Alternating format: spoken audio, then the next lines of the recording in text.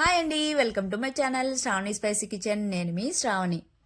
ఇవాళైతే నేను హోటల్ స్టైల్లో, డాబా స్టైల్లో మీల్ మేకర్ కర్రీ అయితే చూపించబోతున్నాను.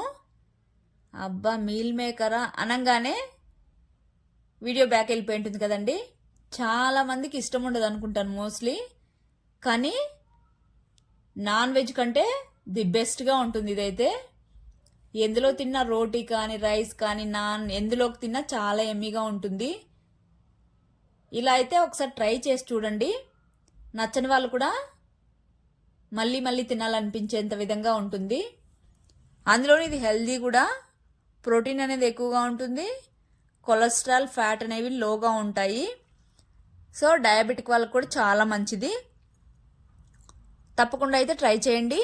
లేట్ చేయకుండా అయితే ప్రాసెస్లోకి అయితే వెళ్ళిపోదాం. ముందుగా అయితే కడాయి పెట్టుకొని 1 కప్పు వాటర్ యాడ్ చేసుకొని కొద్దిగా సాల్ట్ వేసేసుకొని వాటర్ని అయితే బాగా మరగనివ్వాలి.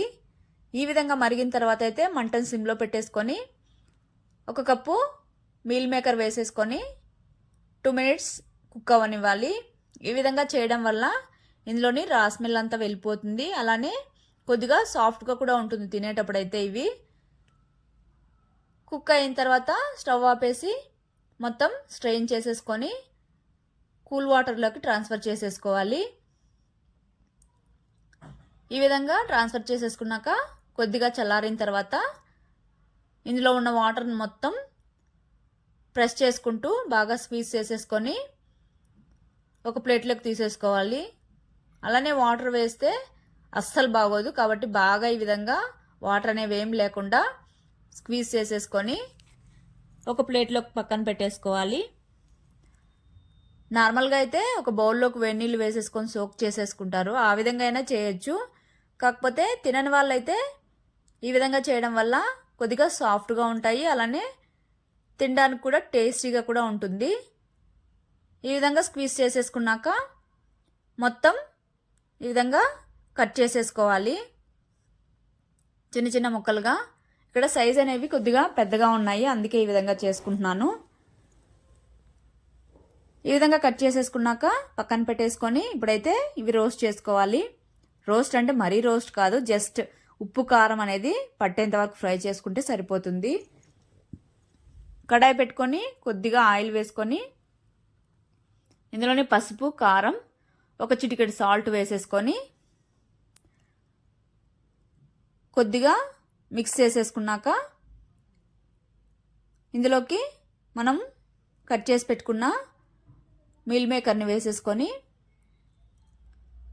ఈ విధంగా కలుపుకుంటూ మంటను లో ఫ్లేమ్లో పెట్టుకోవాలి, లేదంటే అడుగంటేస్తుంది. ఆయిల్ కూడా ఎక్కువ వేయలేదు కాబట్టి ఈ విధంగా కలుపుకుంటూ ఉప్పు, కారం, పసుపు అనేది మీల్ మేకర్కి పడితే సరిపోతుంది. మరి కలర్ రావాల్సిన అవసరం లేదు, రోస్ట్ అవ్వాల్సిన అవసరం అయితే అస్సలు లేదు. ఈ విధంగా లైట్గా అయ్యాక తీసి ప్లేట్లో పక్కన పెట్టేసుకోవాలి.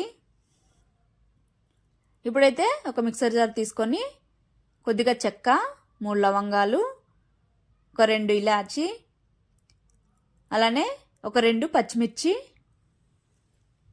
తర్వాత వెల్లుల్లి, ఇందులోనే అల్లం, ఒక పెద్ద ఆనియన్ని ఈ విధంగా పెద్ద పెద్ద ముక్కలుగా కట్ చేసుకొని వేసుకొని మెత్తగా మిక్సీ పట్టేసుకోవాలి. ఈ విధంగా మిక్సీ పట్టుకున్న తర్వాత ఒక బౌల్లోకి తీసి పక్కన పెట్టేసుకొని అదే మిక్సీ జార్లో ఇప్పుడైతే ఒక కప్పు టమోటాలు కూడా పెద్ద పెద్ద ముక్కలుగా కట్ చేసేసుకొని వేసుకొని మెత్తటి పేస్ట్ చేసేసుకొని పక్కన పెట్టేసుకోవాలి. ఇప్పుడైతే కడాయి పెట్టుకొని ఆయిల్ వేసుకోవాలి. గ్రేవీ కర్రీ కాబట్టి ఆయిల్ అనేది కొద్దిగా ఎక్కువ ఉంటే బాగుంటుంది. తర్వాత ఇందులోనే జీలకర్ర, తర్వాత స్పైసెస్ అండి, మీకు నచ్చినవి వేసుకోవచ్చు. నేనైతే చెక్క, ఇలాచి వేసుకున్నాను అంతే. తర్వాత కరివేపాకు వేసుకోవాలి, పచ్చిమిర్చి వేసుకోవాలి. చిట్పట్లాడిన తర్వాత 1 స్పూను అల్లం వెల్లుల్లి పేస్ట్ కూడా వేసేసుకొని ఈ విధంగా మంటనైతే లో ఫ్లేమ్లో మాత్రమే పెట్టుకోవాలి. ఎప్పుడైనా అల్లం వెల్లుల్లి పేస్ట్ వేసినప్పుడు త్వరగా అడుగంటేస్తుంది. ఈ విధంగా ఫ్రై చేసుకున్నాక ముందుగా అయితే ఆనియన్ పేస్ట్ను వేసేసుకొని పచ్చివాసన పోయేంత వరకు లో ఫ్లేమ్లో మంటను పెట్టుకొని ఫ్రై చేసేసుకోవాలి. ఈ విధంగా నూనె అనేది పైకి తేలిన తర్వాత ఇందులోనే 1/2 స్పూన్ పసుపు, 1/2 స్పూన్